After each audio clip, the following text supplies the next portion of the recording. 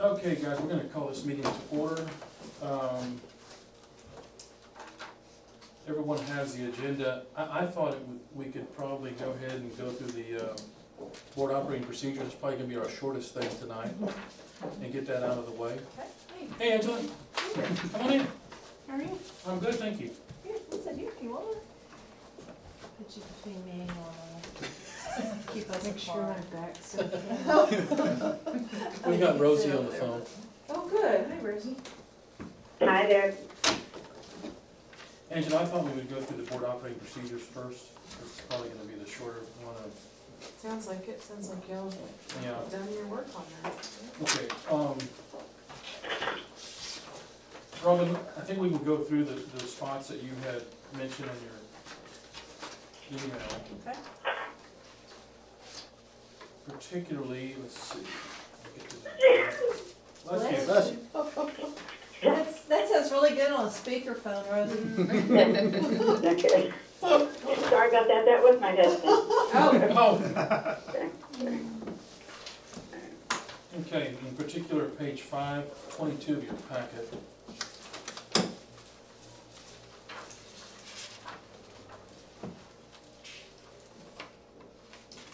And in particular, let's see, There's kind of two things, Manuel, that y'all need to make sure this is what you want, and it affects page 4 too. Number one, at the board meeting, whenever you brought it up, they said that, if I recall correctly, that they wanted to be able to, or the public could talk about any item, it didn't have to be a posted agenda item, so that's that's number one. correct. Okay, all right, and that's good, that's what you're gonna run with? Yes, that's what we're gonna do. Chris, is that your recollection? Yeah. Rosie, same with you? Yes, but you said that, it can be any item? Yes, Is that- that's is that correct. what it- Yes, Yes. yes. Okay. One of the things that Ty had mentioned, I don't know if you guys recall this comment, but he had said that sometimes when someone is making, appears before us and is making a comment about whatever issue they're bringing up, we can't engage with them in some sort of question and answer session, and sometimes the public may feel like we're ignoring or we appear disinterested because we're not asking questions. Should we add another bullet point and say that the board members are not permitted to ask questions of the speaker or engage in any kind of dialogue? What Ty had Yeah, mentioned I was think there needs to be some kind of intro, a standard intro conversation or statement that gets made by the board president about, hey, look, just so the you board know, president here's what it will goes. Right, inform the speaker that Right. it's not that we're disinterested, Right. that we cannot engage you, we cannot ask questions. right, We're simply here to receive your comments about whatever Right. issue you bring up. right. Okay. I will add. So we'll add a bullet point about that. And then the last one was, do y'all want to keep the 5 minutes? And I have never heard anyone say otherwise. No, I think we're gonna keep it at 5. Mhm. Okay, check, got it. Because I think we're allowed, if we have an enormous, for whatever reason, we had a huge crowd, we can control that and reduce it at that point. Is that right, Angela? Mhm. Okay. And that was another thing that Suzanne had wanted, is to put language in here that says that about the large crowd. And Mhm. it will refer back to policy, but that she can adjust time limits, et cetera. Mhm. Okay. Mm-hmm. So we'll add 2 bullet points then. Okay? But- One about that the board president will inform the speaker that we're not able to engage in any kind of question and answer session, and let them know that that's not to be construed as we being disinterested in whatever they're saying. We just can't do it. Yeah. I mean, it may be best if we just quote the text, like, here, read this, right? So it's the same thing every time, just from a consistency standpoint. Right, and I guess we can Right. just make sure that it's in here. Right. And then the last one, Robin, was when you just said about The 5 minutes. the 5 minutes, okay. So we'll add 2 bullet points to that one. Okay, check. Okay, and then on page 6, which is page 23 of your packet, Robin, you're gonna have to speak to this and give us more of your feedback on doing a quarterly or biannual retreat. I'll come back to that one. Okay, Okay, so on the page 6, that talked about vacancies and appointments, that's straight out of legal policy, so I'm assuming all that's fine? Yes. Mhm. Okay, check. All right, now, Manuel, go ahead. yeah, you had mentioned doing, or adding something in here about having a quarterly or biannual Mhm. retreat amongst board members. You felt like that was very productive in the past, and Mhm. I'm assuming that you've had experience with that on other boards. Yeah, and I talked with Suzanne and Jeff about it today, and they would like to pursue that for next year. And there'll probably be a couple of those that instead of Jennifer Land coming before a board meeting and going through budget stuff where, you know, your minds are occupied with other things, that she will use those opportunities during a retreat to go through really a budget, more of a budget process with you. And then the second thing is we have some real kind of basic tenets to a strategic plan right now. And so, that would be another great topic for a board retreat. And again, we post those out. But they're not, generally those retreats are for approval items, they're truly there for discussion. And so, yes, Suzanne and Jeff thought those would be good. Okay, but something that we would start next year, of course, we would need to get input from should we get input from the new Oh, superintendent absolutely. at some point? So we're gonna table that. Mhm, We're gonna talk about maybe adding that in the future. mhm. Yes, sir. So we've agreed we're gonna add that in the future, we just don't know specifically what the language is gonna be here. Yeah, I went and told Suzanne and Jeff if that's something that they wanted to do, which they did. I said, whenever the new superintendent comes on board and I orient them kind of to the district, I will say, these are things that we have talked about that the board would like to do. And then how that person does those is really between them and you. Right, okay, all right. Anything else on that particular item? Then the next thing is on page 7, which is 24 of your packet. If I understood correctly, Robin, you were talking about maybe adding something to where I'm assuming the board president would have some sort of pre-conference meeting with the superintendent? Yeah, I don't think there needs to be anything else in here. But I do, just to take some of the stress out of the superintendent's appraisal process. It doesn't change anything else. You're still going to each do your evaluations. You'll give those, I guess, to Suzanne. She compiles them.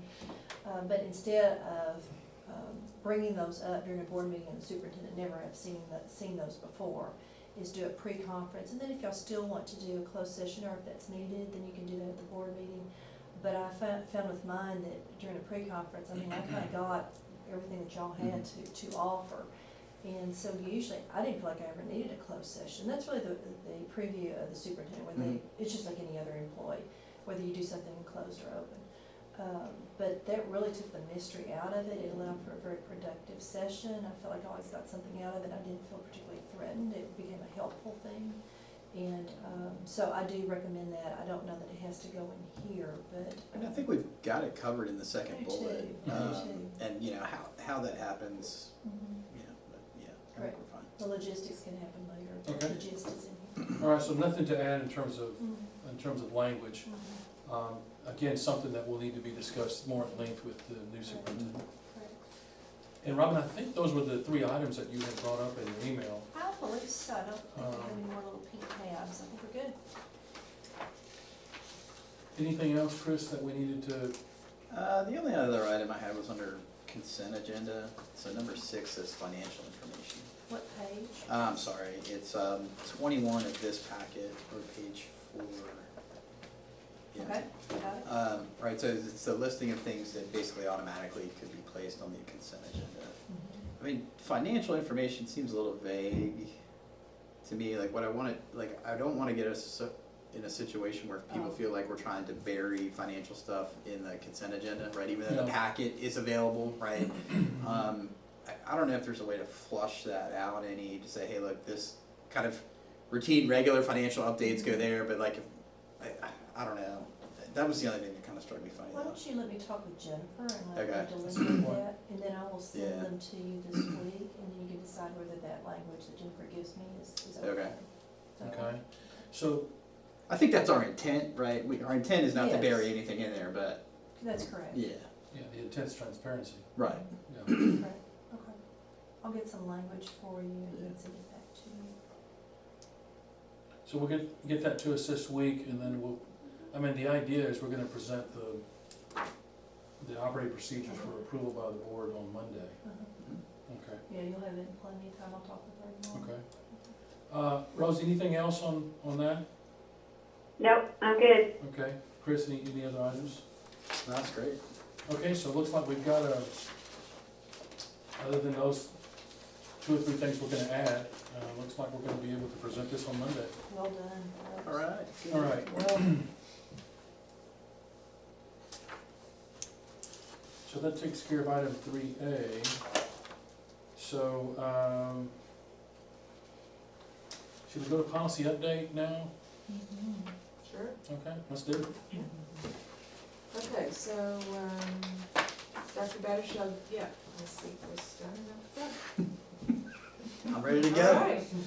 So, the summary of the changes and how it impacts existing policy was provided to the committee, and it's in the packet. And what this represents is those leaders who are responsible for each of these items for making sure that the district's following current policy, or, and if there are any changes that need to be made, that's the person who's going to make sure that change is made. And so the impact on existing practice, that column on the worksheet represents the comments made for the most part from each of the people responsible after reviewing the changes that have been proposed. So just to highlight a few, and by this time you'll have heard some of these things 5 and 6 times, starting from SLI last summer, all the way through to January. I thought though I would highlight, starting on page 2 at the top, new training required for trustees. It's every 2 years on the identification and reporting of sex abuse, human trafficking, and other maltreatment of children. And when you hit that item, BBD local, it's throughout the whole update. So the legislature is requiring that all of district's employees, in addition to the superintendent, also receive that training.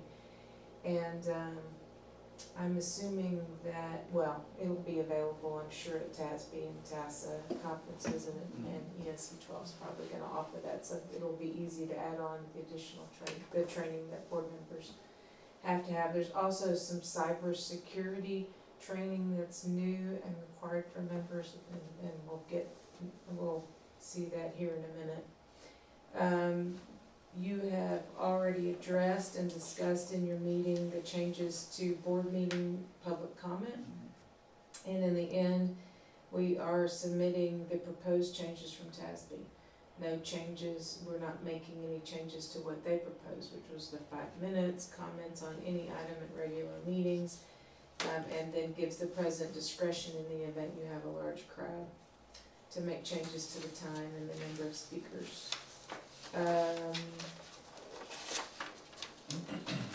Let's see, page 3, investment policy allows the investment of bond proceeds. I would have to ask, I know that the district consults with, and we have an investment advisor that works with the CFO, so I would have to ask her how that is going to change our investment strategy, if it will. Then all throughout update 14 are changes that are as a result of SB 11 that has to do with district safety and security, the required members to the committee, and what their additional requirements now for the safety audit, which boards were presented every other year. And I think this is a year, isn't it, Mike? Yeah, September. September of each year. We work with each of the police departments to get that done, but this year there'll be additional requirements.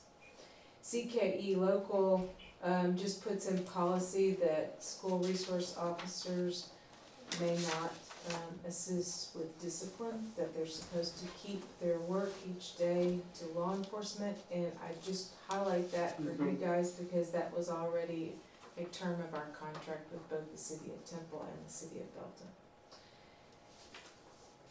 Belton. Then page 6, CQB legal, that's the cybersecurity policy, and CQB local, that's a brand new policy. So they took, some sections out of, CQ that had to do with technology and created a whole new cybersecurity policy. This is a work in progress. We're still, I don't know that we've been given or seen the training that is going to be required of staff or of board members. And then, as you can see, Dr. Mueller notes here that the district's designated Zach Boren, who is a very seasoned member of our technology staff as the cybersecurity coordinator. And so I think that's probably gonna be a work in progress for the next year. Is that training like a state standard training, or do we have to come up with one on our own? No, it'll be state standard Okay. training. And this is kind of a new, well, it is definitely a new area for school districts, and it has been exacerbated greatly over the last few months. Maynard had a major breach Yeah. last Yeah. Friday, yes, or Monday. So, I've called McLean's Technologies to come and work with a select group of Bell area superintendents to talk about what should we be looking for, what are our resources in order to get better coverage and protection on this. We need to look, Mike will be working with our tech department as Dr. Mueller exits, and, you know, do we have adequate insurance to cover if we have a cybersecurity attack? So this is probably gonna be coming back to you as a, well, I know it'll be coming back to you as a board, whether it's through finance or through policy or something else, but this is a huge area right now. Yeah, and I know that TASB Risk Management, our current insurer, does offer coverage for cyber attacks. And I think you guys were both on the board when TASB had the breach and then we had the breach. So we had a breach, now y'all are both looking I at me think I like, was it must have been 3 years ago. Yeah, We had no, a that's before breach. me. And we did have coverage through TASB Risk Management, and it's really good. And they provided a lot of really good support for us. And then right after we had the breach, TASB had the breach.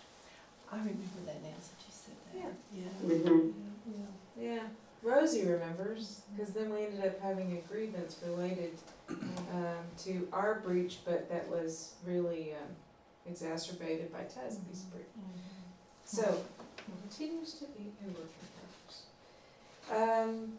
Then probably the biggest change in employment policy, starting on page 7, has to do with non-professional employees. Rules regarding reports to the State Board of Educator certification for any educator misconduct. That requirement used to be limited to professional educators. And now legislature's expanded that to any of our employees. We all have a duty to report. And then, kind of hand in hand with that, is we will now be unable to hire anyone who is on TEA's do not hire registry, whether they are a professional educator or not. Which one is that? That's DC legal, and that just started, I haven't talked to Todd to see, Didn't it start in September? the TEA did not get the registry published, and last word I was given was it was supposed to be this month. And now that I'm sitting here, I'm not sure that it's up and running yet. But the policy was effective, it's just that the registry didn't exist. Does that make sense? So HR didn't have the information to check before they could hire, but any day if it's not up now.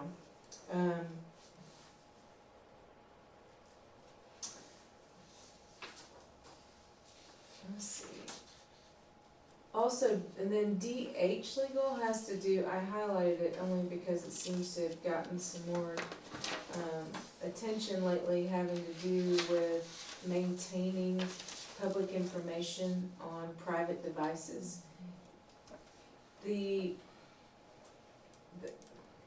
There's really no change in current practice. Our retention schedule already states that documents that are supposed to be maintained for beyond an administratively valuable period of time, have to be kept according to that schedule. The difference being here is that now they're saying if you happen to have any of that on your private device, including board members, you have a responsibility to forward it to the district to maintain for you.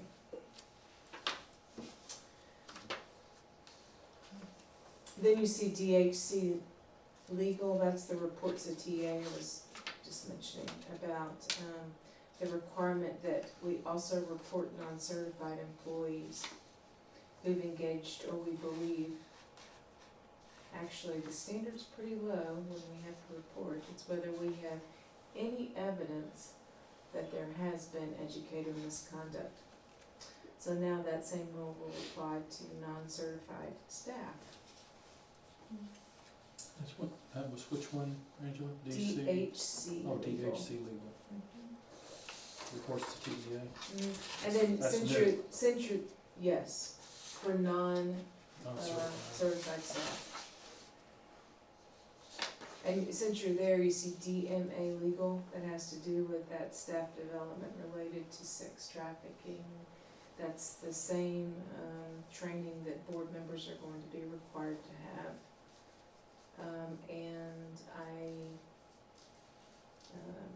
It will be provided, we don't have that curriculum ready yet. And then you see DP legal while you're there, Manuel, that's what addresses the reporting of non-certified.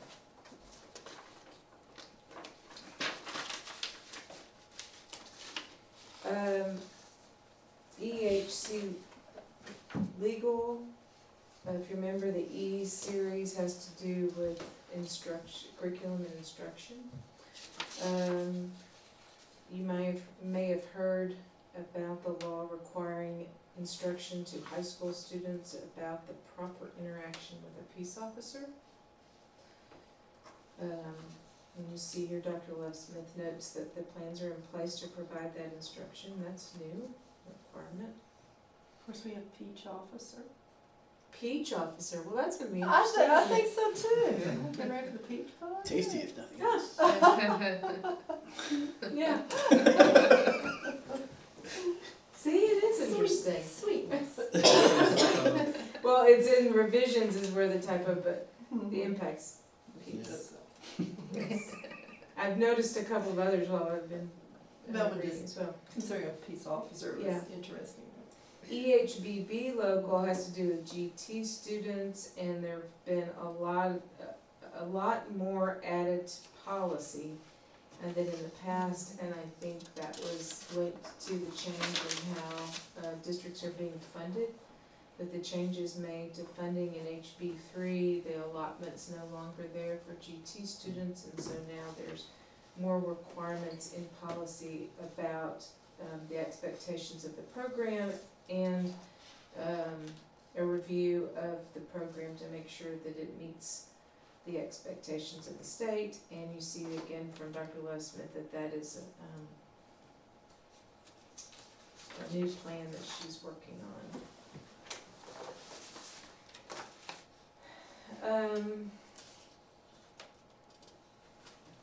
Also, page 10, testing programs, and this is also mentioned, I think, in a couple of places. When we're talking about the new funding structure, one is the state's agreement to reimburse school districts for assessment costs, including the costs of TSI and also CTE certification tests.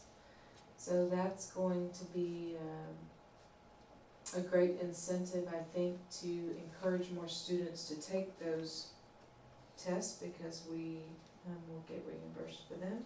Do you know if that's part of the House Bill 3 funding or whether that is on top of our allotment? I don't remember, I probably knew that at one point, but I'll check it I've just found with a lot of this that it says reimbursed, but it's all part of our allotment. Well, okay, and so there's something new about how they're going to actually process those reimbursement requests in the CTE world. And again, I can't think exactly how the logistics, but it was a positive, That's a good thing. which made me think maybe it is truly a reimbursement as opposed to, like you said, part of that formula. Is it a reimbursement only if pass, or is it reimbursed even if they fail?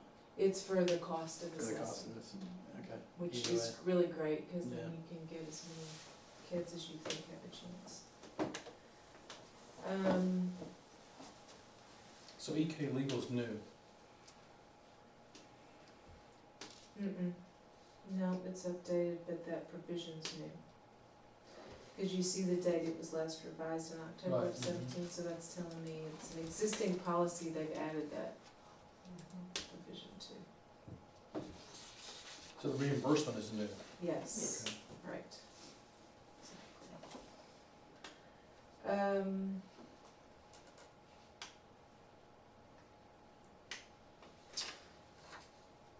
We were talking about this today, which is good news. Mike was saying that ESC 12 is ready for the threat assessment training that FFB Legal talks about on page 11. And again, the SB 11 requirements, FFB Local is new and addresses all of the requirements of the new campus threat assessment teams. And, what were you saying, the training's gonna be, they're gonna come here? We're gonna have 3 days of, the only original option was to send staff to these education service centers to receive training, but you're generally capped at 5 per time, which was a quarterly training. So we reached out to ESC 12, and they're actually gonna send a trainer to us, and so we reserved that training for 3 days. And we're gonna train around 120 employees over those 3 days. So we feel like all of our administrative staff, a great deal of our central administration team, most of our counselors, some of our health service professionals are all going to be trained. And at that time, by the end of January, we'll have 120 people trained. We'll be able to establish our permanent campus threat assessment teams as well as our district threat assessment and oversight team. So this will 100% not only get us in compliance with Senate Bill 11, but also, allow us to be able to really perform the function that's needed, and that is to keep students safe and keep other students safe, and convene those teams whenever necessary based on the criteria that we did in our training. So some of us have already been through the training once, but we're all going to get trained again so that we're all doing it together in January. Yeah, it's good.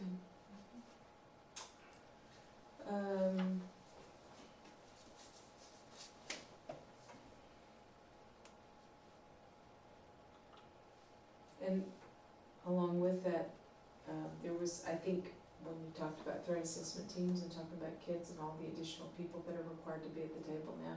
So now, if you look at the student record rule about who has the right to access to student records, now it includes anyone who's appointed to one of those threat assessment teams, so that everybody at the table has the right to see the students' records. Okay, and then FO Legal on page 13. This is a pretty big change for those involved in discipline, which Stacy can attest to. But now anytime an administrator is considering discipline, they have to consider whether the student is homeless or not.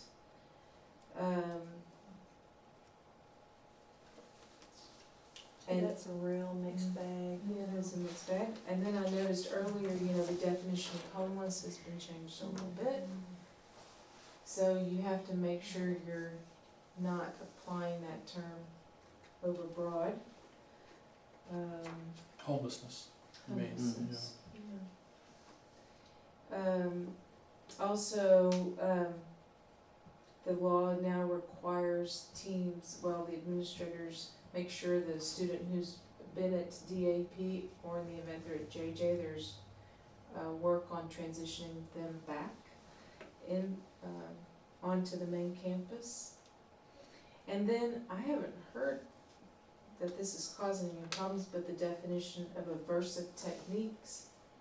Aversive techniques are prohibited now, and that's a new term, and is a pretty broad definition. I was gonna say, what does that mean? That's a good question. Even if I read you the definition, then you'd say, and what does that mean? Can you give me an example? Can you use it in a sentence? What's the word origin? What's the? They just, the legislature really, I think that my understanding is the conversation was about special education students and the way that students were restrained, Gotcha. and it ended up being a general education bill, and so now aversive techniques are prohibited for any discipline. Those mitigating factors, is that coming to play also on a level 3? All the time. All the time. So at each level, the campus, and then if you have a All the way district level through. hearing, Stacy's also going to consider all those mitigating factors again. So they actually kind of get a second bite at the apple if they had, the first time they feel like they didn't have a chance to say why they were in self-defense or how, just tell their story, right? So there's no zero tolerance. It's everything. The administrator has to consider the mitigating factors in policy.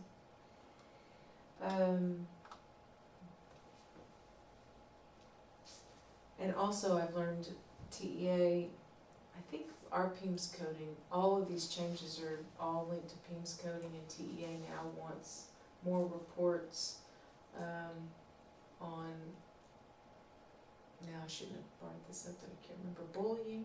You have to make sure things are appropriately coded as bullying. Yeah, we added bullying codes this year, Right. so. And then the code assault against an employee, regardless of where that offense happens to occur, is now, assault on an employee has been broadened. So it's not just on campus, but it's outside of campus, Wow. anywhere. It doesn't have to be within 300 feet of school, anywhere if there's been an assault on an employee. And TEA wants that coded separately as well.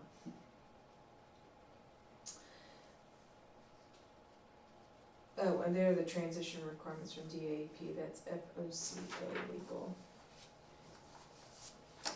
FLC legal? The bottom of 13 Okay. talks about transition plans.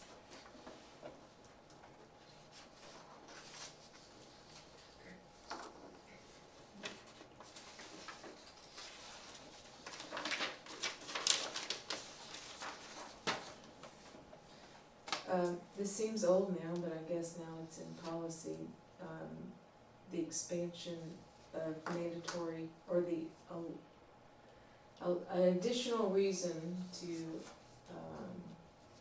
place a student in the JJAP, terroristic threat, felony terroristic threat. The legislature has now said that if the district chooses to expel a student for a felony terroristic threat, the JJAEP cannot deny that placement as being a discretionary one, but if the district so chooses, the district can expel a student for a felony terroristic threat. And our JJAEP, we have had some conversations with Bell County, and they are accepting those students now.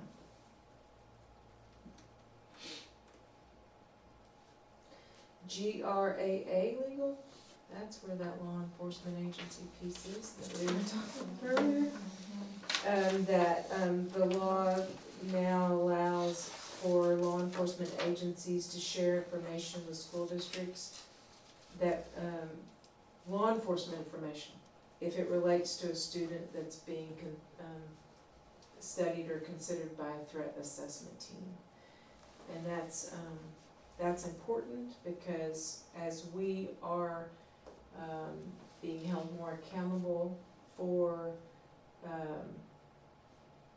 making sure that our kids are being taken care of, and it's not that we're being held more accountable, we want the tools to be able to take care of our kids. One of the missing pieces has been information that law enforcement may have on our students. And what the legislature has said with this law is that law enforcement, if a threat assessment team requests you for additional information about a student that you have not already provided them, then you must share information. In the past, that hasn't always been the case, so that's a good positive change. The threat assessment team of the district? Or a campus. So, if a campus has information about, let's say a campus meets to discuss a student as a result of some action that has been taken by law enforcement, and, they know law enforcement has additional information, and they haven't shared it, then this is a mechanism to get additional information. So they have to share it now. They do. Of course, the general rule is they never give you anything if it's, I know. if there's a criminal investigation pending. That's right. Yeah. Yeah, so it's new, and We'll see how new for that- everybody. And it also includes creating a safety plan as well. So if you're a threat assessment component, or if you're creating a safety plan for a student and you're trying to find out if there's any other information out there that you may not know, you can request it in that standard as well, so. It should What do be you mean very a helpful. safety?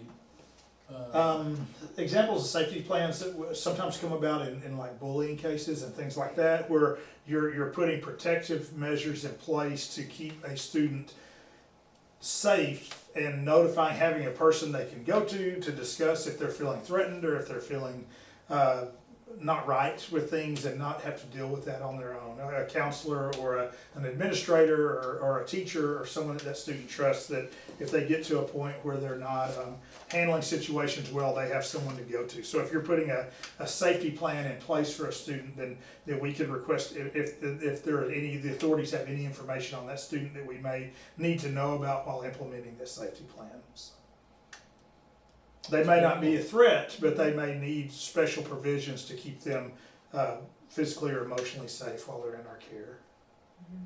And as it stands, the law enforcement has a duty to report, to give notice to the superintendent of, not all arrests, but, certain arrests that have occurred off campus, and the duty is to tell her, here is what the student was arrested for, and here are enough facts about what happened so that you're able to determine whether or not you need to take additional action on campus. And then in turn, she shares that information with the campus administrators who interact with that student.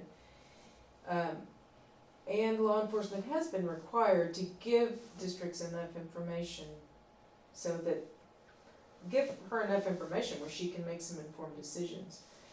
And so this goes one step further, and then in the event you get information about a student, that you're gonna get a threat assessment team together, and they realize, well, we really need to know more information, then you can request additional information. That's a great tool. Yeah, it's very different on the law enforcement side, so I did send that request by the way, so. Because generally, even victims can't get information from law enforcement.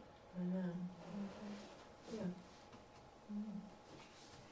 Okay, so that covers 114, then all the high points, I guess. High points, of course, the big high points are student safety in SB 11, the changes caused by the funding structure, HB 3.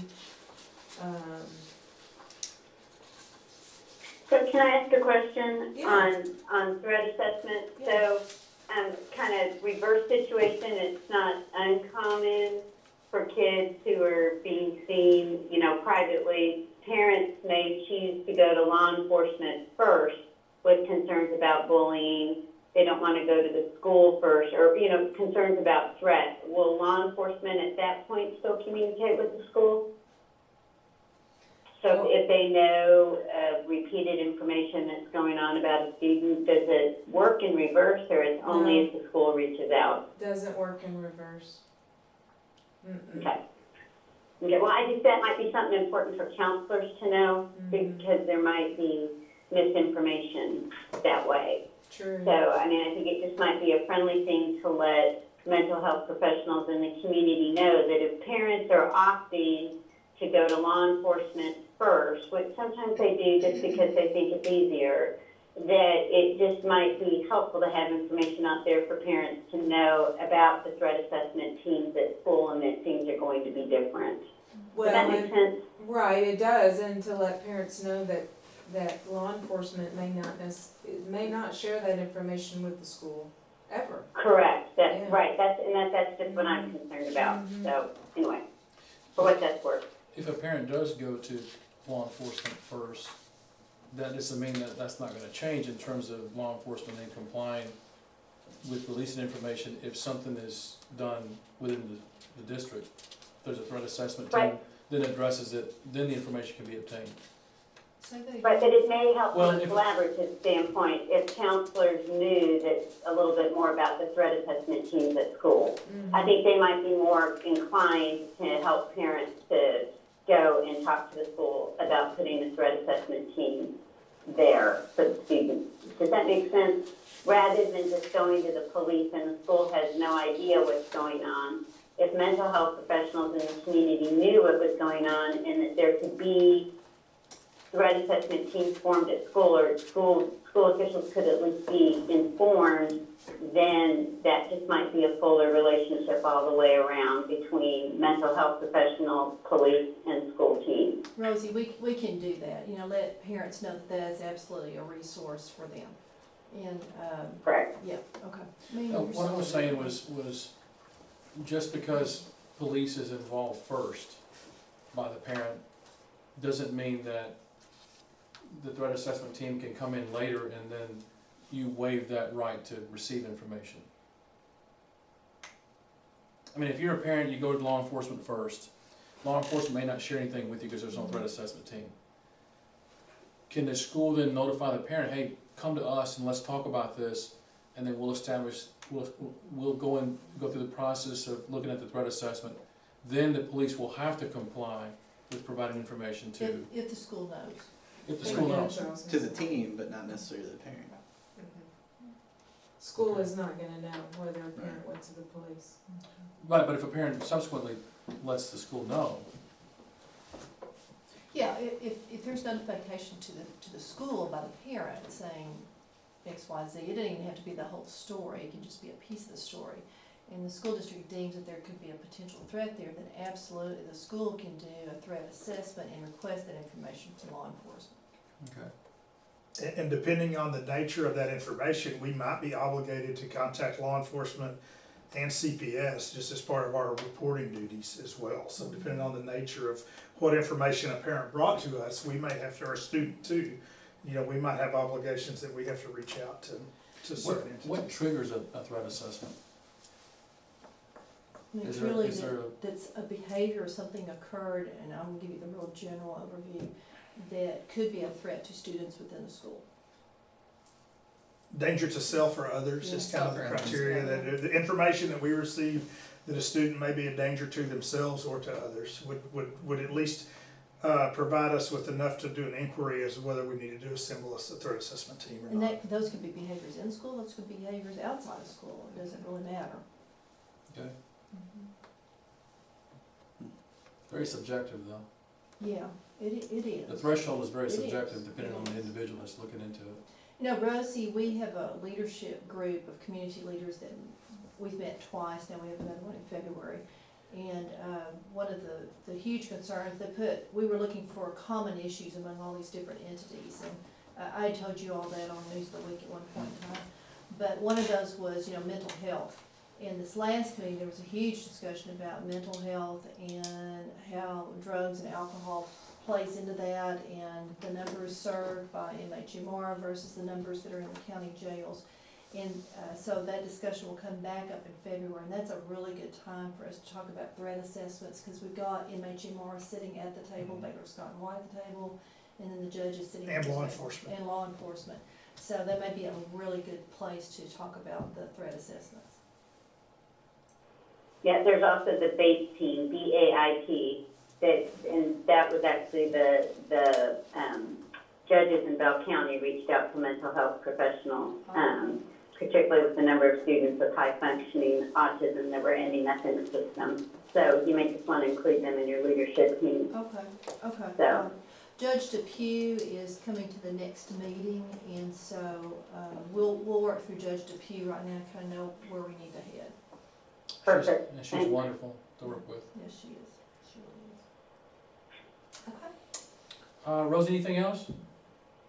No, I'm good, thank you. Chris, anything else?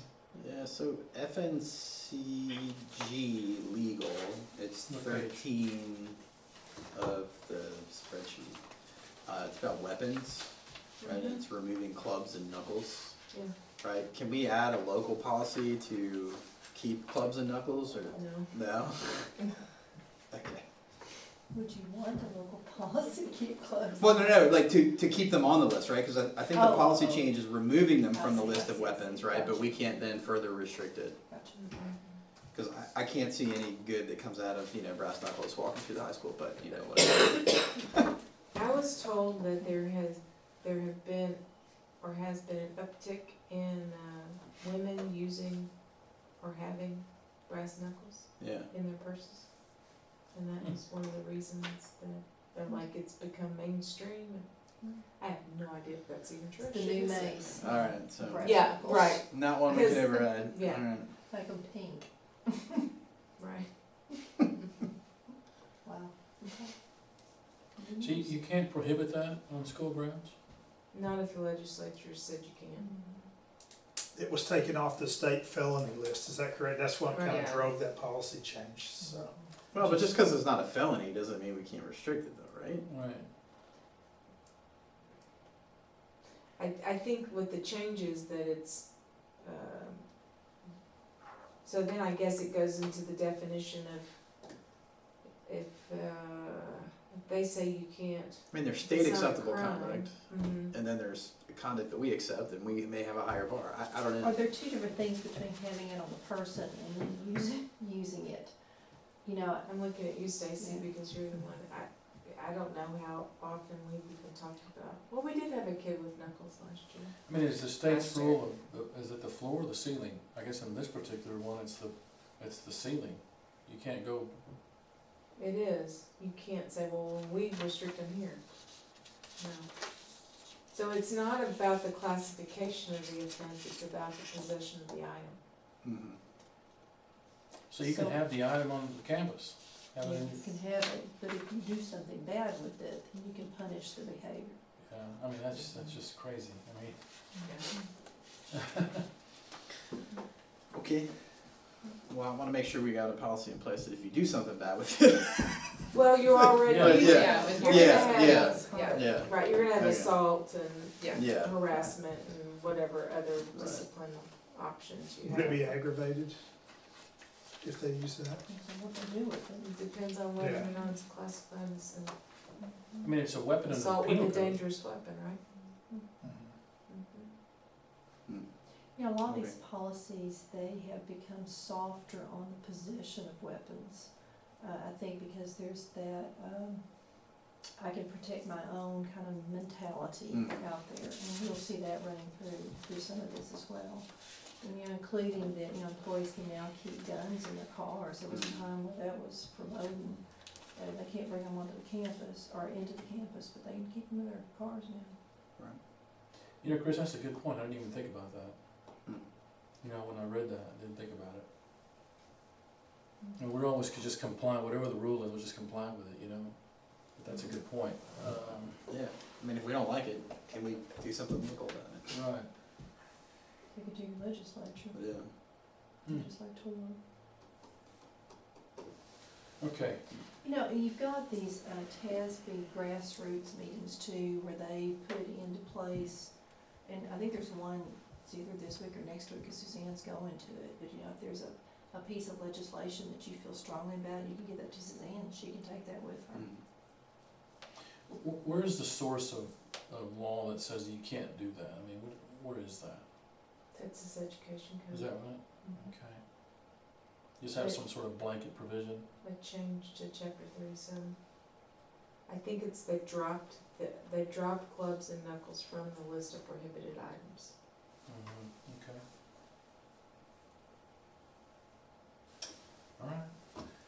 Chris, anything else? All right, then I guess we'll go to item C. I want to do a setup of this one, a very quick one. As you know, we've had some JJAEP assignments, expulsions that have come to a level 3 to board, and we've all grappled with what to do from the administration to the board, and we've got some inconsistencies between the policies, between code of conducts, and between the Texas Education Code, and so we've been, Angela and Stacy and Mike and me and Robert Mueller, calling around and trying to get you some information. So there isn't, what we wanted to do is kind of have Stacy walk through that with you so that you have some education and manual. This is one that probably the board really needs to get some basics on it. So Stacy, I'll give it to you. Sure. So I'm gonna walk through it and then feel free to ask questions as we go through. So the expulsion process for us, it's triggered usually communication by the campus, but sometimes it could also be triggered, we could get the notification of student arrest, but typically, if it's something that happened on campus, obviously we know about it, even things that happen off campus. A lot of times our campuses will let us know, and then we get that notification of arrest. Now, we work hand in hand with the police department, but we run parallel investigations. So they do their investigation, we do our investigation. We often come to the same conclusion, but not always. So we have some cases where it differs just slightly. We just had one that was a little bit different, and we'll talk about some of those. But the primary goal of JJAEP, I think, is important too. We've been really working hard on communication with parents and making sure that they understand what's happening. I think as we look at some of the data, I'll talk through some of the issues we had from last spring and how we've gotten to where we are now and how we've improved our communication with parents of just letting them know specifically about THC, what it is, and also what JJAEP is, because I think a lot of parents and students don't understand what it is. They hear the term JJ and they think it's a jail situation, or a lot of parents will come in thinking that students are going to be there overnight and it's that other part of JJ. So JJAEP is actually, they focus on education, discipline, rehabilitation. I walk through that with the parents. And from the beginning in the script, we talk about when we hold the expulsion hearing, we look to answer 2 questions. So one, we look at, did an expellable offense occur? And I repeat that multiple times with parents so that they understand that's the first thing we're going to look for. And if we determine that an expellable offense did occur, then we'll look at location of the placement, whether it be DAEP or JJAEP, and the length of the placement. And those things are drawn into our MOU that we have with JJAEP. So I did print this for you guys. Sorry, it's not in your packet. I'm passing these down.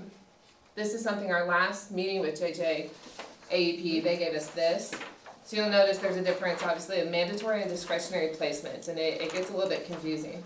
But in our student code of conduct, we define discretionary. It means that something is left to or regulated by the local decision maker, where mandatory means that something is obligatory or required because of an authority. And so that authority goes back to what we were talking about earlier, Chapter 37 of the Texas Education Code, and then our board policies that we have, FOD. Even our MOU gets very specific about what we can and cannot do. For example, on this list, everything that's mandatory, they do accept. But when you get into the discretionary placements, we talked earlier about adding terroristic threat. So that second one from the bottom on the first page, even though that's discretionary, they do now accept that for felony terroristic threat. We had a misdemeanor terroristic threat that they did not accept.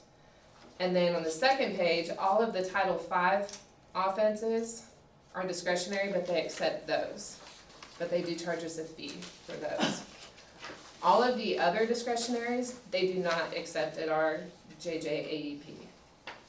Stacy, the Title V's, all the discretionary they accept They do. on a case-by-case basis or just across the board?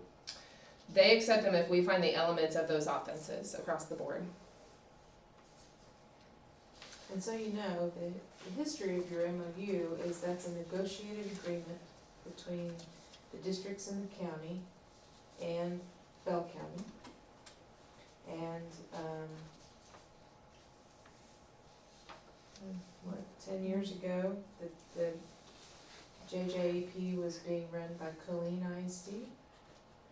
And, now it's run by a charter school system. It's run by Bell County. Bell County's the fiscal agent for the program, but the school itself is run by a contractor with the county.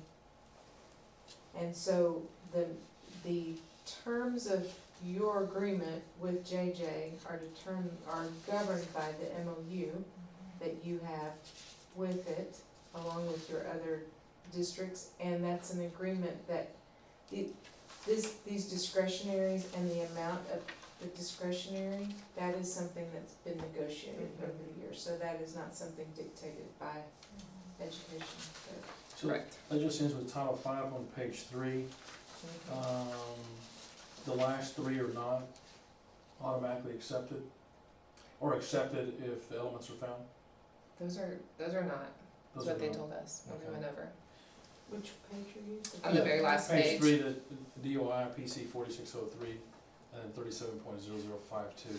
Oh, okay, right. So those are still discretionary in terms of placement. Right, But JJ will not accept they will not those. accept them Okay. with our current MOU, right? Now, even the mandatory ones, we talked about, you guys were talking about this earlier, we do look at the 6 mitigating factors that we have throughout the student code of conduct. So we look at self-defense, intent is always a big one. We do look at the student's discipline history. We look at if they have a disability that substantially impacts their ability to determine right and wrong.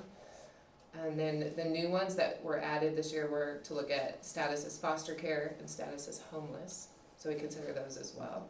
So those are the 6, and you find those throughout the student code of conduct, because we look at those for every case, as we talked about. I did pull some data. I think the reason it's come up so much this year, we had a total of 8 last year. This year, at this point, we've had 17. Of those 17, 12 were THC cases. 5 of those 12 were from last spring. And so what happened was last spring, I think the entire state was trying to catch up with the new law with THC being a felony drug, and trying to figure out how we're gonna deal with that, the fact that this is now in the penal code, because that's what drives, to the Texas Education Code and then to us. I know this year when we went to the Chapter 37 training at Region 12, they talked about the fact that all of the districts kind of had that same struggle of what to do, but TEA was recommending exactly what we had already begun, so we felt pretty like we were on the right track of, placing at DAP, seeing, when the test comes back, if it was positive for THC, even looking at expulsion, but from last spring. But then they recommended that this year, as we had done, to start looking at if we had enough evidence prior to that test coming back that there was THC. So a lot of times kids will admit, or it will say it on the canister, that sort of thing, to go ahead and do the expulsion now to avoid that delay in placement at JJAP. So that's what we've begun doing with all of the new cases. So the 7 that we've had this year, we've been able to place them early in those cases. The other ones, just if you're curious, so 12 were THC, 1 was LSD, 1 was a sexual assault from another district. We've had aggravated assault on a public servant, and we've had 2 terroristic threats, but like I said, 1 was felony, 1 was misdemeanor. So felony was accepted, misdemeanor was not.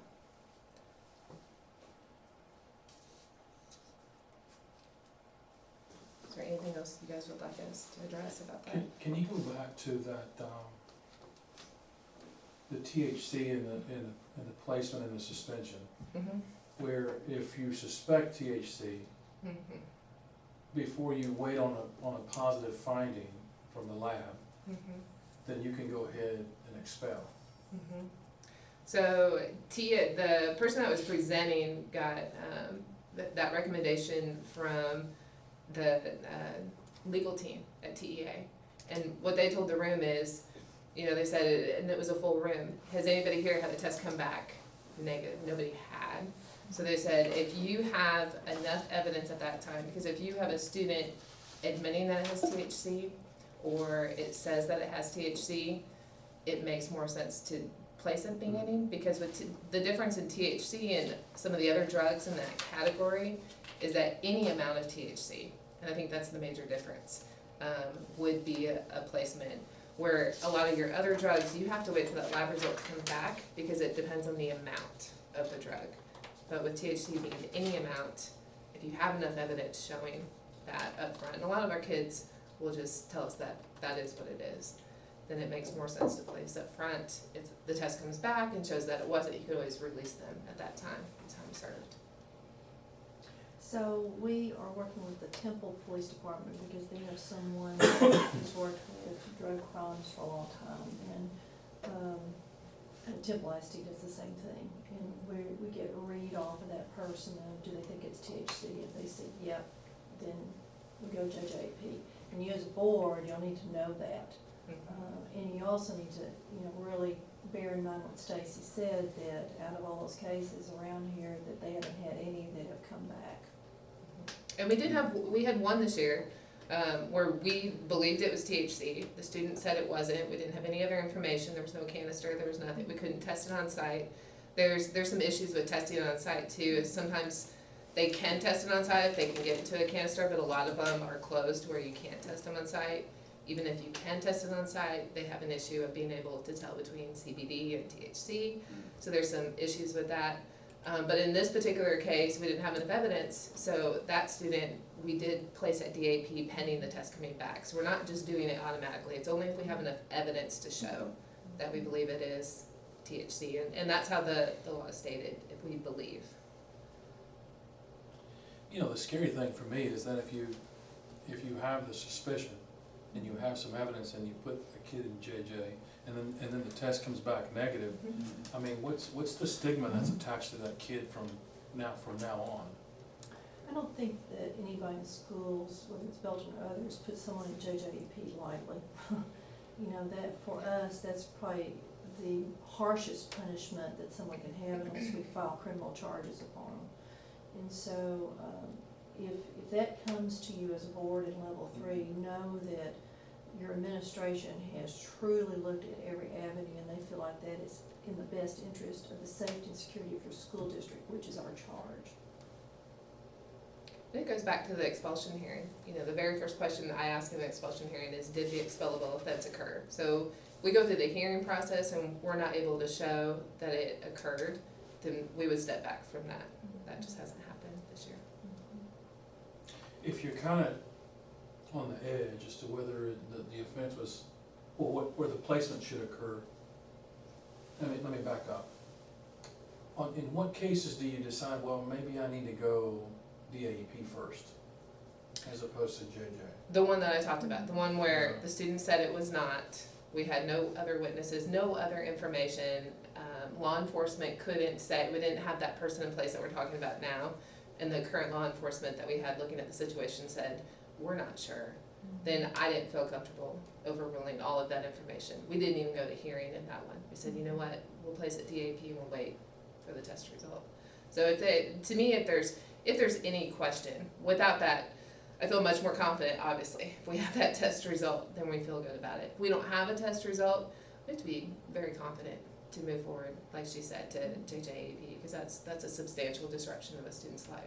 And we understand that. And test results are coming back more quickly. Right. Yes, thank God. So that has really Very. changed. I think there's been enough of a do out there where that has been expedited. And across the state of Texas, the advent of THC has changed the interpretation of all laws, especially related to marijuana.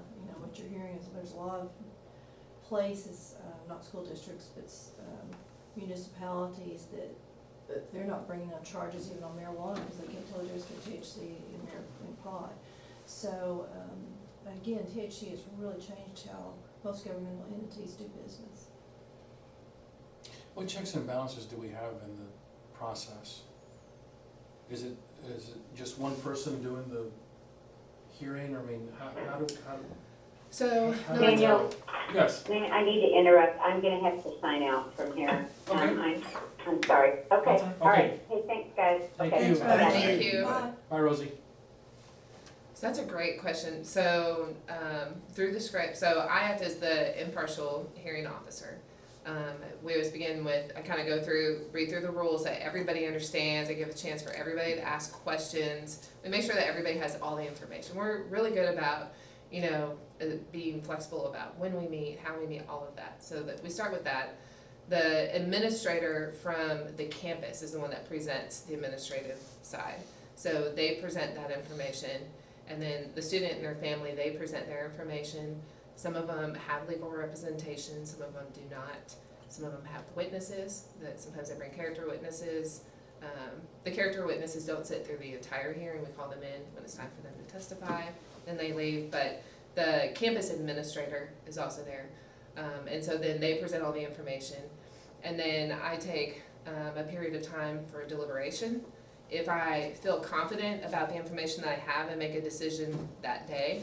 If I don't, at times, I will take up to 3 days to make that decision. Sometimes if I take those 3 days, I might be in consultation with Angela, I might be in consultation with other district officials, just to make sure. If there's any question at all, I won't make a decision that day, but I guarantee to make a decision within 3 days, so that it doesn't drag on. Then I communicate back with them. So there are other people involved. It's not just me. All right, Stacy, anything else? That's it. Stacy, thank you very much. Good job. You know, this is a real complicated one. Again, you will have some more of these that bubble up over the next few years. There's just no doubt. So that you understand that process that goes through, that these are not decisions made lightly, these are not referrals made lightly in any form or fashion. Now, I'll put another one, it has to pass, usually the assistant principals, and this is usually a secondary problem, they have to feel that something rises to the occasion to do anything in the first place, or a teacher. So you have another layer in there even before it hits a level 1 or a level 2 or a level 3, and in between that 1 and 2, generally here at the administration building with Angela, we'll go through that over and over and over and over again and see, is it right for the district, is it right for the child? And so we'll make modifications and revisions here or ask more questions, and so there are multiple pieces that go into play before Right. it ever hits you guys, if it comes to you guys. And we've contacted TEA multiple times this year too, to get advice from them as well, so we get it straight Yeah. from them. Well, the ramifications are so significant for a kid, Correct. so you wanna make sure that you're looking at every potential, you gotta run all the traps on every case, as thoroughly as you can. And I'm sorry, you have to think too, you're thinking about that kid, but you're also thinking about your whole school. Absolutely. And because it's not just safety and security of the one child, it's safety and security of your entire student body. And so whenever we look at something that comes up, we'll ask that question, do we think that this is a hazard to other kids? And, with drugs or THC or something like that, there's usually implications that someone else was involved some way, somehow. I'm not talking about peddling, but giving them it or them giving this to something else. And so these are for networks of kids that walk through, and we have to really think about how's it going to impact everybody. Well, we struggle with those cases too. It's, Yeah. looking at it and we're confined by the record, but man, we struggle with it too. Yeah, I definitely lose some sleep over those situations, right? And questions that, kind of stick for me are, what is the quality of the education that the students get that go to either, right? What is the rehabilitation that potentially happens, or sometimes the students go there and actually, do we make the problem worse? I don't know, right? But I do understand the big picture, right, where, hey, look, you gotta look out for the entire student body. Right. So, yeah, I lose sleep over those every time we have to look at them. Well, we do Yeah. too, Yeah, yeah. They're, like I said, they're not made lightly. Yeah. As far as the quality of education at DAP, I can attest to that because I've been over there many times, but it's great. If the kids are willing, it's great. And we certainly have bent over backwards to make it work for kids. At JJP, I'm just not in control of that. I haven't seen it. I don't have a clue what's going on over there. But, when you have a more challenging group of students, your educational quality suffers for that too. So you have to bear in mind that sometimes it's not a function of the institution, it's a Right. function of the students in which they serve. As far as the rehabilitation, I wish Rosie was here for that conversation, you know, at DAP, I mean, those kids, they get counseling and they get support services and they get transition services back to campuses. So again, I know that at least if they are willing and able, and their parents, let's take that parent component, are willing and able, huge piece, then yes, we've seen kids that have turned things around. And I'd say JJP, you know, you get some kids every once in a while, it scares the bejesus out of them, and they turn it around, or the I bet parents it get does. real serious about it, that, oh, this is what happened. Right. So there's rehabilitation if there's receptivity to it. Do we have any idea, what happens statistically, these kids that end up at JJ? That's a great question. I don't. Okay. It wouldn't, yeah, I appreciate the receptivity piece, I get that.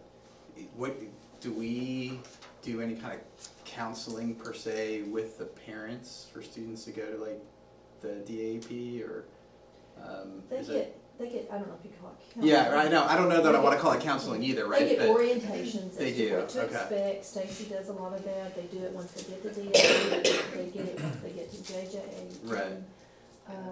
And most of these kids, not all, but most of them are well known by the schools, Mhm. because it's usually not the first time. I mean, you get a few that Right. they are, but, you know, these are kids that have worked with counselors or assistant principals or something else in the school. So there's, again, if the parents want, there's a support system. I get a few that come through here, and I know that you'll get a lot of them, so.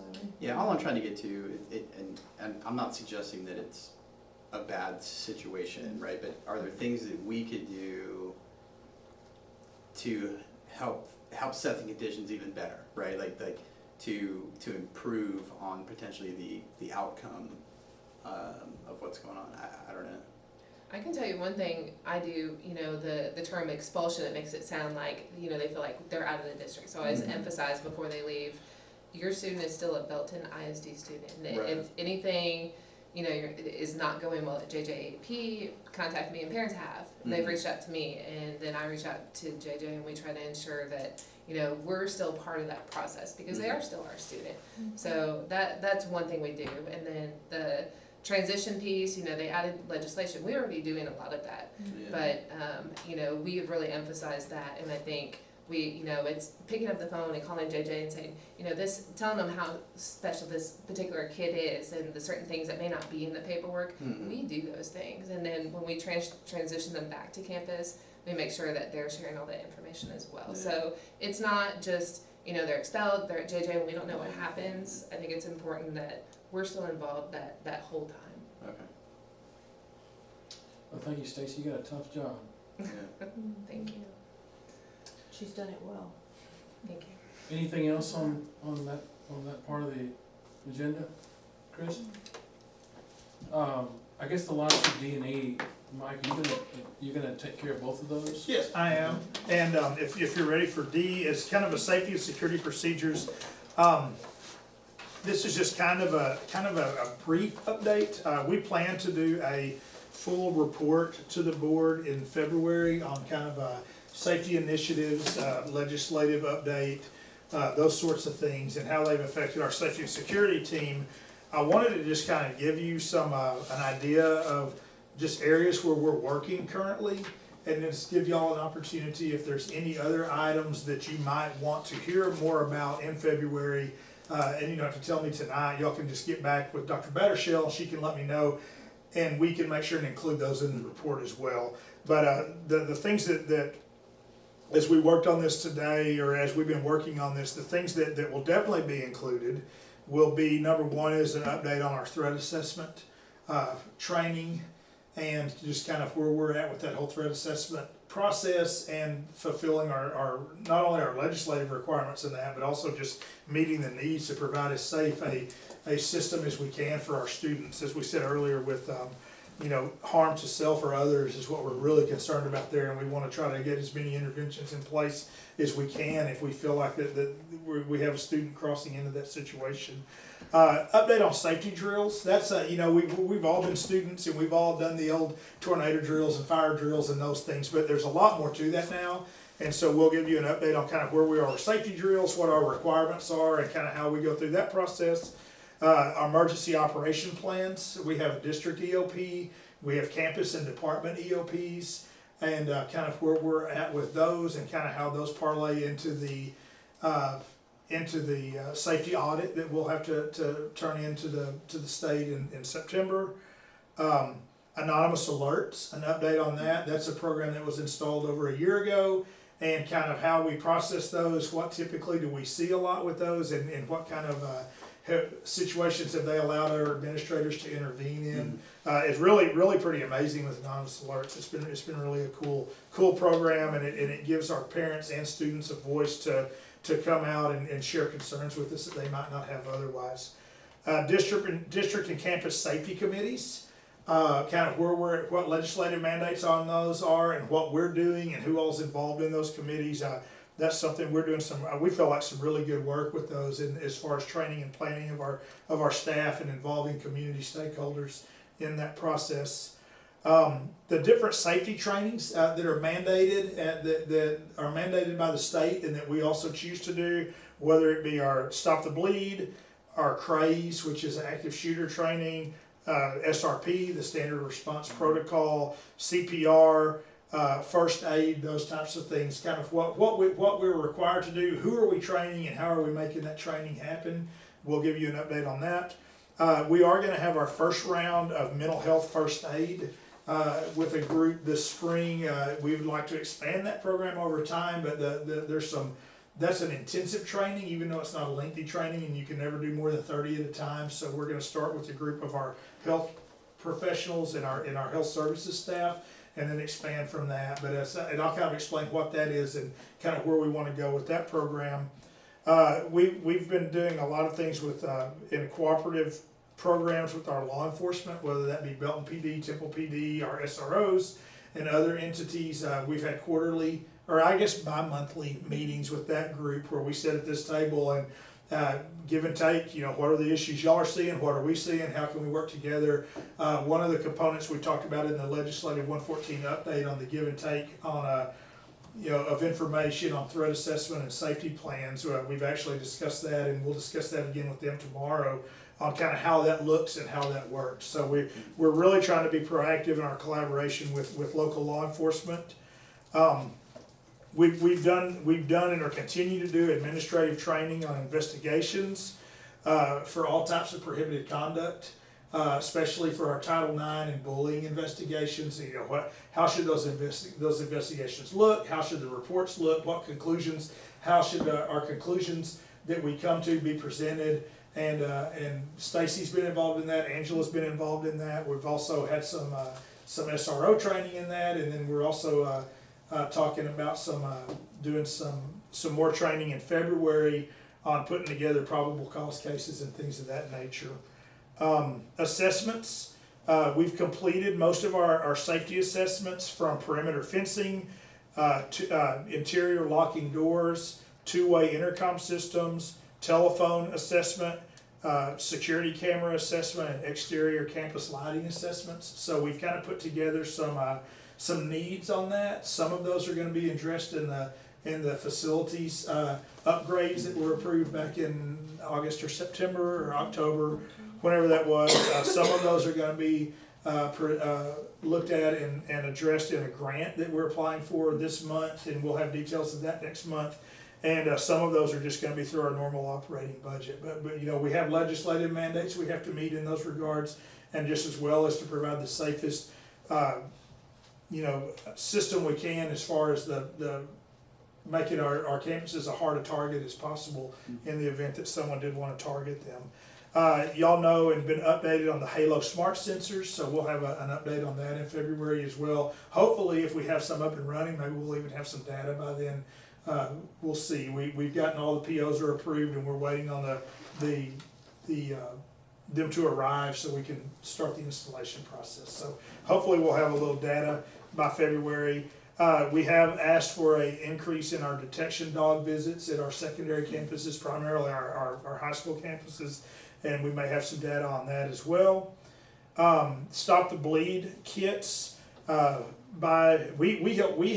were actually ahead of the curve on these. We already have Stop the Bleed kits in all of our campuses and at most of our venues. there were some new mandates this year on some additional items to be included in those kits, and we have all of those items ordered. The thermal blankets are on back order, so as soon as those come in, we will update all of our Stop the Bleed kits. We also are looking into putting Stop the Bleed kits on all BISD vehicles, and I kind of have a cost assessment on what that's going to take, but as a safety and security team, we feel like that would be very beneficial in the event of a accident or something happened while our students are on the road or on a trip, that if we needed to have one of those responses, we need to have those tools available to our sponsors and drivers. And then we'll, specialty training, things, gang activity, human trafficking, some of those things that are legislatively mandated, and some of them that we just feel like are necessary for our staff to have.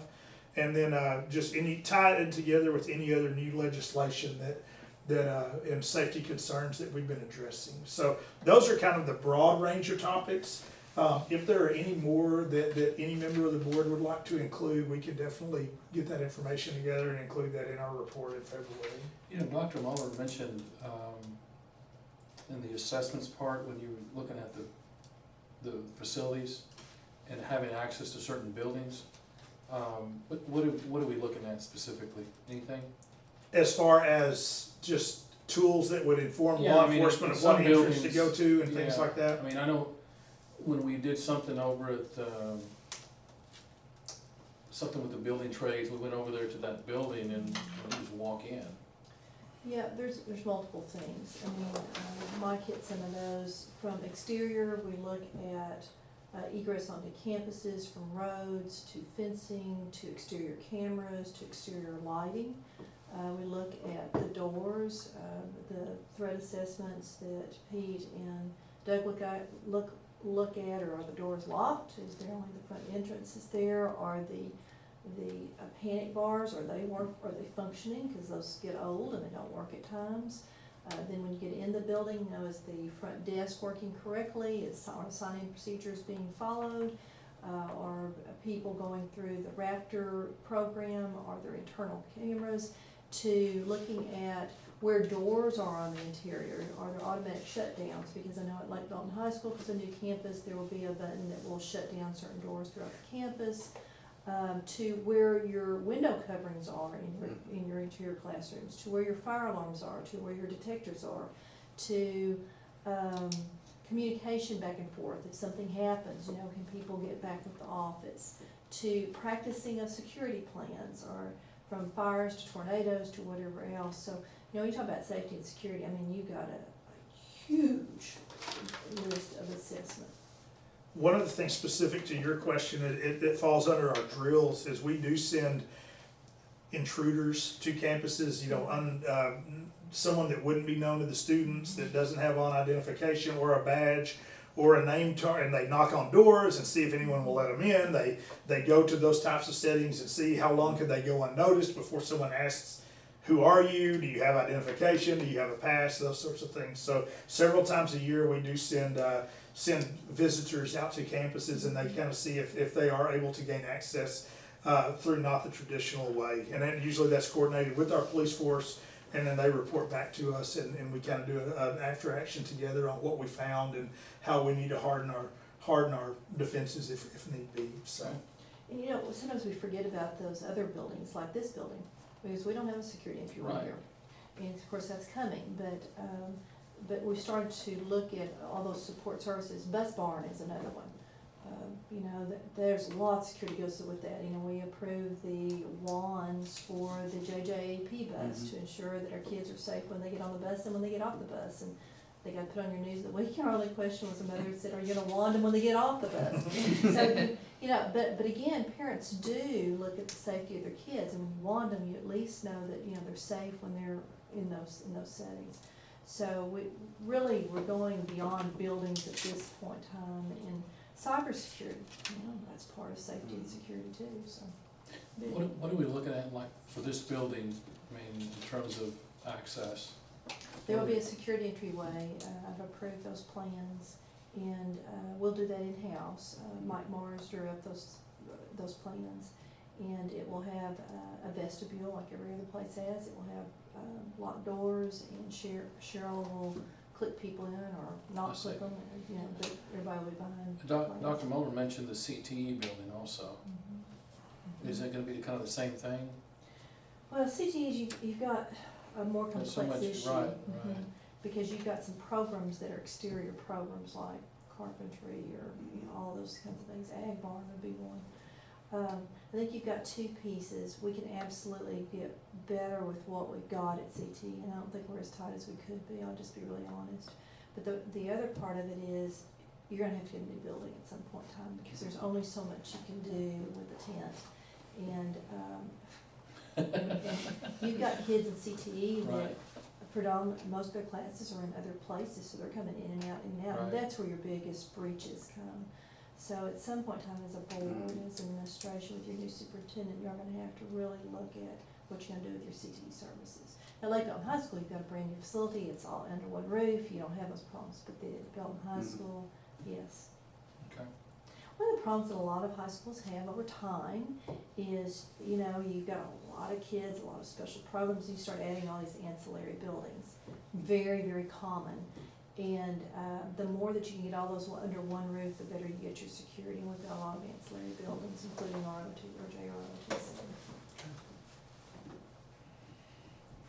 Mike, anything else on that? didn't Like I think- say, that paints a pretty broad stroke, but it's, you know, we will be respectful of everyone's time, but we do wanna make sure that we update as many things as we can in what we're trying to do. And I'll mention to the board on Monday that if there's anything else that they wanna add, then just let Robin know. It's a pretty comprehensive list though. Yeah, That's what we're working on right now, among other things too, Yeah. so. at least 18 items. All right, safety and security procedures? Oh, no. Yeah, that was I'm it. sorry, FNF local. FNF local, okay, so FNF local is the policy, and it's in your, the current version of FNF local is in your packet. And it basically talks about student rights and responsibilities, investigations and searches. And one of the things that is established is the power of the district to execute and perform a random drug testing program. And it's on the second page.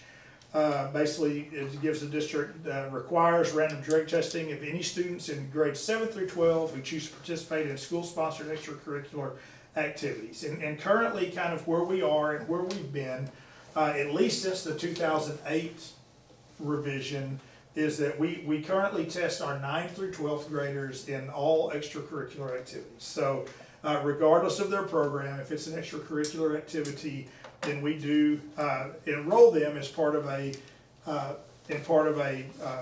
drug testing program that's completely random.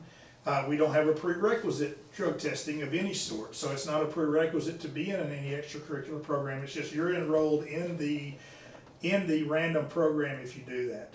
And as was established in the original program, and I brought a copy of the old FNF, just if you wanted to see the specifics of the program, and I'll kind of hit the highlights and the high points. But really kind of it established the purpose.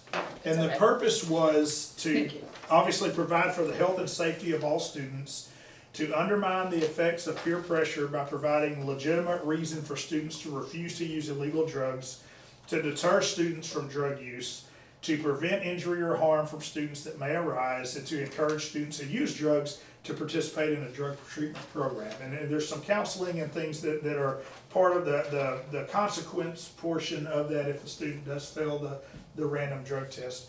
As it was always put to me back even from the earliest days, is to try to give kids a reason to say no.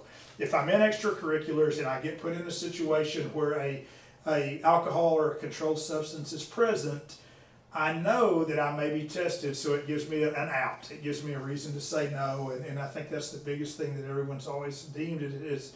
It does act as a deterrent, for kids who get put in that situation and help undermine and ease the peer pressure, the effects of peer pressure.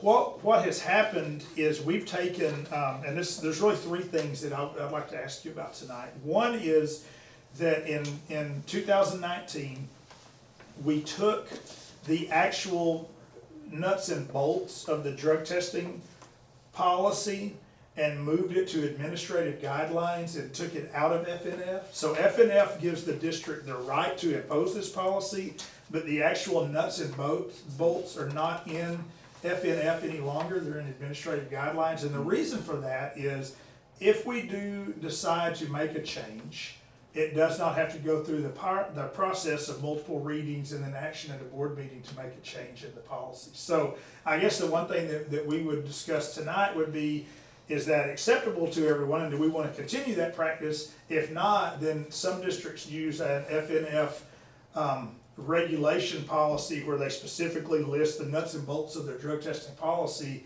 in an FNF provision, but that would require, you know, the multi-stage aspects to change. Anytime you wanted to change any part of the policy, you'd have to go through a whole board policy revision. Well, so for clarification or regulation, Would not? Okay. if you included it in board policy online as a regulation. So if we put it back in FNF local, we would have to go through this process Right. every time. So That's I guess the question is, do we want to house it in administrative guidelines? Or upon the advice of Angela and others, would we want to make an FNF regulation where it could be found if anyone that looked up board policy, but it would not require the same mandates of change? Do we even have an FNF local right now? We looked at it, didn't we? We have It FNF does. local. Yeah, that's this one here. It does not have the specifics. It just basically establishes the legitimacy of the programs. So I guess that would be the first point of discussion, and I would refer to Angela's expertise and then maybe get input on whether, with it being in administrative guidelines, the specifics can be hard to find. That would be the one thing that for anyone that's just wanting to know the transparency of the program and all the ins and outs. We do, as required by our program and by law, we do an orientation with our students at the beginning of the year. That orientation is provided at parent meetings as well. It's also available online on the website. So anyone that wanted to see the orientation, it's a PowerPoint slide. Coaches and sponsors go through it with the kids. It tells them, why do we do this? What do we test for? What are the consequences if you get a positive result? So that information is out there. It's just not out there in policy form. So their question is, do they wish to have what we're going to do in their local policy or in regulation, or in administrative guideline? Well, and administrative guideline can, and in most cases is the same as regulation. That's true. So, and I think this policy's fairly new. The policy change to take this out, JASB recommended that it be Yes. taken out of local and just used as guidelines Yeah. or regulation. Mhm. So we would keep the FO local as it exists Right. and then do either the regulation or the administrative guidelines. Right, cause as Okay. it stands, all the details technically is being used as an administrative guideline, cause that's what the Right. campus is following, but right now is not in the administrative guideline document. Yes. So the question kind of is, where do we want to house this? The nuts and bolts of the process, where do we want to house that permanently? The nuts and bolts of the process of The- drug testing? Drug testing. The actual drug testing policy, and kind of how it sets up is, I would suggest to you that you go with the administrative guideline. I mean, it's just something that is very easy to make changes. Angela reviews that with administrative staff every year. And it really is, it's what we do on a day-to-day basis. So I see that as probably more administrative and not necessarily a board function. Well, so who has access to that? And I mean, like, would a parent be able to find that? Like, is it accessible on the website? Is it, I don't Like- know if we have that on the website. Right. Mhm. and so is there an issue with that? Should a parent be able to see that? The policy itself or The- this policy, No, the, admin guidelines? yeah, right, Well, what's it's currently in the public administrative information. guidelines, should a parent be able to find that on their own? Oh, I think yes, and Yeah. based on what Mike's saying is there are places already where a parent could find the information Uh-huh. independent of the administrative guidelines. So do we make the students going through the orientation of the program, like sign a document that they've been through the orientation? The some sponsored documents, attestation, who was yeah. there the date they were given the But orientation. like each individual student doesn't sign off? They don't sign it. We take a roll, the kids who didn't get it, there are makeup sessions, and then they do it several times throughout the year to catch the new students who come in, so. We can, I mean, the one thing that we have is the parents and students both sign a consent form as part of their extracurricular paperwork, and it Right. basically outlines links to the orientation, and it basically says that they've read and seen the orientation. So they do both sign those prior to the start of the year, so that's just part of the required paperwork, but, and then like I say, each coach, each sponsor goes through the orientation with their groups. Right. So Angela, what policy are we making? Are we just delegating that authority to the administration? Mhm. Yes. Mhm. And the parameters to that policy are in your current FNF local, that TASB has recommended that you have these certain elements in your policy. And there are 4 bullets on a quarter page, and then your policy right now is 8 pages. So there is a lot that needs to be fleshed out in that guideline. And you know, I have to say, these guidelines have been in place since June of 2008, and the board hasn't had a need to change them. And this is really what's happening on the campus, so, This is what's happening now. Mhm. yes. Mhm. Mhm. And I have done a lot of research looking at other districts' policies, and Angela's correct. Every district that I've seen, their FNF local looks like our FNF local. What districts have done is they put out the FNF regulation just as the nuts and bolts. But everyone's FNF local pretty much looks the same as ours now. So we're not doing anything that's not standard or uncommon So we're compared to not, what other but we're not districts are looking doing. at messing with that, we're looking No. at adding to that, and if we, about the day-to-day functions and adding to that, correct me if I'm wrong, but adding to that would be in the form of either the regulations or the administrative operating And procedures. I didn't, do we have any other regulations and board policies? None that I'm aware of. Right, cause we just, Yeah, when you said that, I'm We like, well, moved it I all don't think we out. have anything. Yes. Yeah. it's just been all moved out into the administrative guidelines, so it sounds like these need to be more accessible to parents than on the website, based just on the. That would description. be, yes. And retitled, and so that the parent knows what it is that they're looking at, because this is from our old. Yeah, and we could do that. We could place them in administrative guidelines, and we can just link a document with this policy along with the orientation packet on the website and just have an either or. They can click both. They can look at the orientation packet, or they can look at the actual procedural process that we go through as running off this program, so Yeah. that may be an I mean, I don't answer. know that I'm tied to, it's gotta be here, it's gotta be there. I think it just needs to be accessible, right? And so, whatever we think is gonna be the most successful way to do that. That's kind of the question. That's how I wanted to Yeah. pose it as well. It's just to Yeah. get input on where we want to put it and make sure that if someone wants that information, they can get it. Okay, let's take it, we'll take that back, we'll talk, we'll find out what we make it the most successful, and then we'll report Yeah. back to you. Mike, I mean, you're in the trenches in this thing, okay, with all of these athletes. I mean, what are your thoughts? I mean, what would you like to see happen?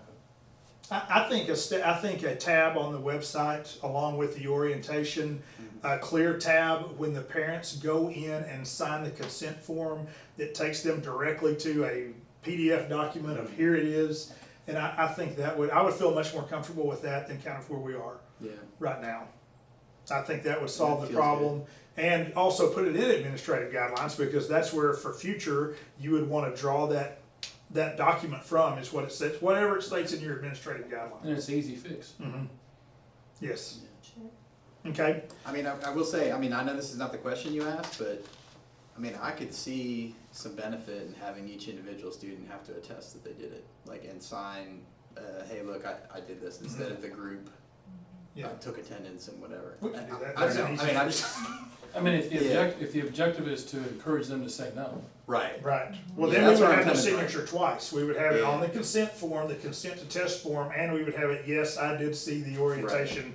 and sign it. I mean, that would, you just pass around a sign-in sheet Right. while they're getting the orientation, that's easy to do. Because that's what we're doing with the THC and all of that. We want them to know that there's some ramifications, so that they will say no. We can do that. That's true. You know, why not have continuity with all of that? We do a UIL orientation for all of our sponsors and coaches at the beginning, before school starts, and we'll just make that part of that training, give them give them a way to do a form, have a date, have a sign sheet, and just have the students sign it as they get the orientation. Are we saying right now that we don't have a policy in place where we've delegated that, the administrative procedures, that we haven't delegated that? Oh, no, I think what happened is that these got dropped when the board adopted the new F&F local in May of 2019, and they didn't get This incorporated, one. right? And they didn't get incorporated in the administrative guideline.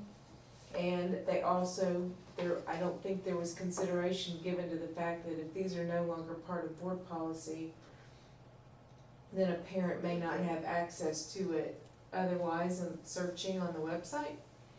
But nothing's changed, the campus procedure hadn't changed, the orientation hasn't changed, the presentation hasn't changed. And however, the extracurricular groups are giving the information, it's just that when this got dropped out of your policy, it did not get dropped into the admin guidelines. So, That's an easy fix, isn't it? it is, We can yeah. take care of that. Okay. Two other points. One is, and this is something we haven't done in practice, we've discussed this, other than it's just gonna be a little more of an administrative burden on us. I wanted to just get a recommendation, and I'll give you my opinion on it, is that we, currently we only notify parents or guardians in the event of a failed sample. So if you get a drug test and you fail in a certain area, we basically go through the policy and we notify, the parents come in, we have a conference, there's certain steps that take place. What we haven't done is notify parents whenever their student has been tested and there's all negative results. And in my previous district, we did that, we always got great feedback from it. And kind of one thing I wanted to just ask your opinion on is to implement a system where when we do test, we send just a letter out and say, hey, on December 6th, we tested your son or daughter. All test results came back as part of our random extracurricular drug testing program. Hey, great news, everything came back great. Just wanted to let you know, thanks, such and such, Ben Smith, or whomever. So. If I'm wearing my parent hat, I would love to get that letter. Well, I know this. If the kid doesn't go home and tell the parent, hey, I got drug tested today, the parent would never even know. So I had an administrator in my previous district, and he had two great kids. They were in band, they were in sports, they both went to UT. And he said the only thing we've ever put on our refrigerator, no report cards, no splits clippings, he said was whenever we got that letter back that said the drug test, he said we were really, really happy about that. And I think about that, and I think parents do want to know. And I don't think we can always just count on our kids to go home and say, hey, I took it and, no problems, So anyway, I just kind of wanted to throw that out there and see kind of what the feedback in the room was. Do you think it's something that's important? I think it's important. I think it's something parents need to know. This is important enough that we spend resources on it, we spend time and money on it, because we want to give these kids a reason to say no. I would like to celebrate a little bit more of when we do get great results. It's another reason to have the conversation, right? So, Okay, Robin, what do you think? I think it's great, do it. And then the last thing is we would be on the. Are you not convinced, or? No. Okay, all right. That's what we're sure. It's going to require a little more effort. I mean, and I know that there's, but I think it's important enough that sometimes we need to spread good news as well as Too bad much news. information is better than too little. I agree. The last thing is kind of I won't say it's cutting edge, but it is districts are just now starting to do it. Is test for nicotine, and it's kind of just an extension of the arm of what are we doing to combat not just tobacco use, but especially vaping, since that seems to be the biggest issue that teenagers face right now as far as non-alcohol or drug use. I don't have a complete comprehensive survey from what other districts are doing, but basically they're using nicotine testing as a more of a notification component than a punitive consequence component, is that, hey, I'm letting you know, we did random drug testing, we tested your daughter, no results were positive for drugs or alcohol, however, we did get a positive nicotine result. This is a great opportunity for you to have a conversation with your daughter about tobacco use or vape use. That seems to be the direction districts are going. I kind of have two thoughts on that. I do think it could be an effective arm for us to help deter tobacco or vape use. What I would recommend and what I would put to you today is, we have 4 remaining tests this school year, is maybe to just get data on nicotine positives, since it's not part of our current policy. Maybe not, I will not even get names, but just say out of 50 samples, go ahead and test for nicotine. How many positives did we have?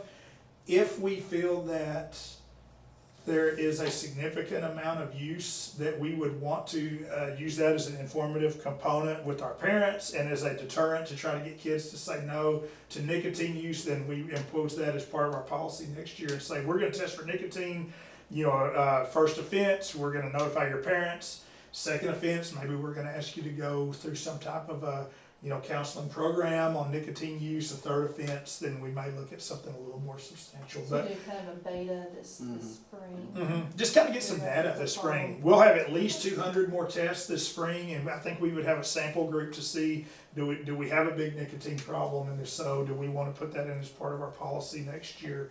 You don't want to change the rules in the middle of the game, so I mean, we definitely wouldn't want to start imposing consequences or anything at this point, but just to kind of get data on what kind of problem do we think we And might that have. does not and require any change in policy though. Would not. Okay. I think it's a good idea. Yeah. And I've already talked with our testing company, and it's the price is right around $2 per test to test for nicotine. So we're talking about a very insignificant financial commitment, I guess you would say, to get this information. What does the drug test cost? Oh gosh, with all the screenings we do, it's, I don't know, it's around $20 a test or so, I think. If we do get a positive on the initial screen, it goes for a second screen before we get the results back, just to be certain that it's not a false positive as well. So those are a little higher, but we're in the $20 range. So because of the addiction component, right, I mean, if we were gonna look at changing the policy, I would want to give a head start, right? Like, I would wanna advertise that, like, as early as possible, right? Yes. To give people the ability to take action right ahead of time. So that would be my only thought there.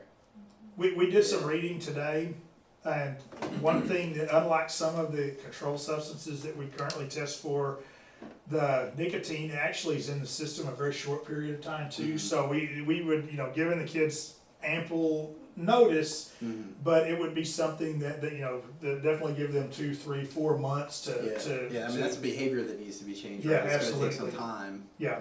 Yeah, So I would hope that we would have data by May, yeah. and we would, basically get, and we don't do our first testing until September, so and we can almost give them from May to September Right. as a heads up. We're gonna Yeah, start yeah, testing for absolutely. nicotine when we start this back out Absolutely. next year, Yeah. so. Yeah, definitely, none of this is meant to be a gotcha policy. Right. We want it to be a deterrent, not a see how many we can catch type Yeah. deal, so. Yeah. Angela, this probably maybe a question for you, but what makes it random? What's the test for random?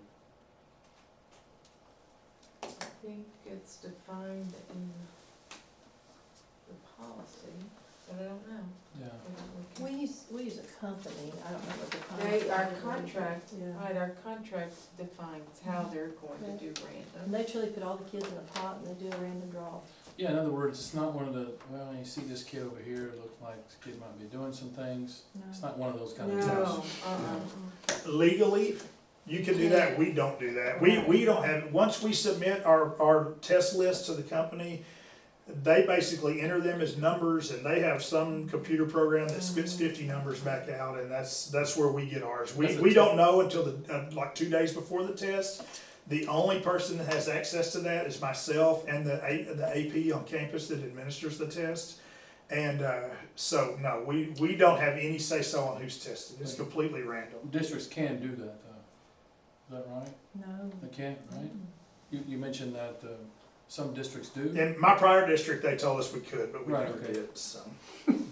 That's a That's search. that's what our, Yeah, I didn't wanna contradict it. I'm just telling you, that's why, but we don't, it's completely random. right. Okay. All right, anything else, Mike? Just always to remember, as it states in there, that the random testing does not carry disciplinary actions through the school, only suspensions from extracurricular activities. So if a student does test positive, there are extracurricular consequences, but it carries no handbook or disciplinary consequences through the school. So It's not a Stacy thing, it's not. No. because it's activity that may have been done on a Sunday or a Saturday or Right. whatever. Yeah, okay. Anything else? That's it. That's it? That's all she wrote. All right, sounds good. Well, I guess we're adjourned. Very